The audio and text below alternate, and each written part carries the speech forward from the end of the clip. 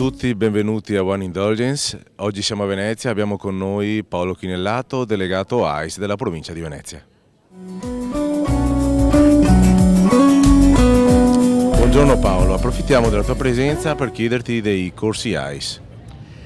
Abbiamo cercato di fare un percorso articolato e completo, partendo da quello che è il vino, quindi la vite, la maturazione della vite, la vinificazione, i vari tipi, i vari processi di vinificazione, e questo sostanzialmente è l'argomento del primo livello del percorso per diventare sommelier.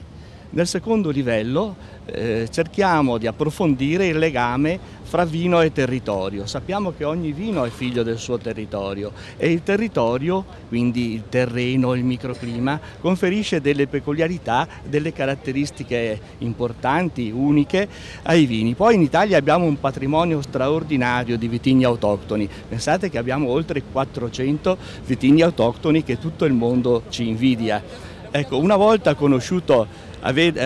avute queste conoscenze e soprattutto queste esperienze gustative, passiamo al terzo livello che prepara la figura completa del sommelier, che significa sostanzialmente saper abbinare il piatto con il vino giusto. È ovvio che bisogna conoscere il vino, le peculiarità del vino, le peculiarità del territorio, e poi alla fine saremo in grado di fare un abbinamento armonico e alla fine giustamente avere un po' il patrimonio completo di conoscenze per diventare un sommelier professionale.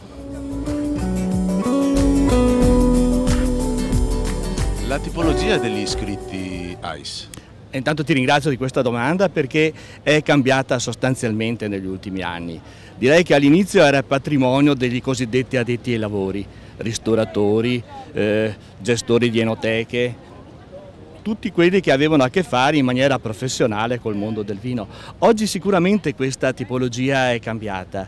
Direi che comincia a farsi strada e ormai ha raggiunto un peso importante e interessante il cosiddetto mondo degli appassionati, professionisti, impiegati e quant'altro, che vedono nel vino un rapporto importante con il mondo che gli sta dietro, che è un mondo di tradizione, di cultura, di lavoro, ed è il mondo sostanzialmente contadino da cui proveniamo noi, nel Veneto in particolare. Quindi attualmente, fra l'altro, è cambiato anche dal punto di vista, direi, di concentrazione, nel senso che una volta anche le signore, le donne erano un pochino, come si può dire, se non delle mosche bianche, ma una minoranza assoluta. Oggi siamo sicuramente almeno la metà e si avvicinano a questo mondo e ai nostri corsi in maniera professionale e in maniera assolutamente consapevole e con risultati straordinari.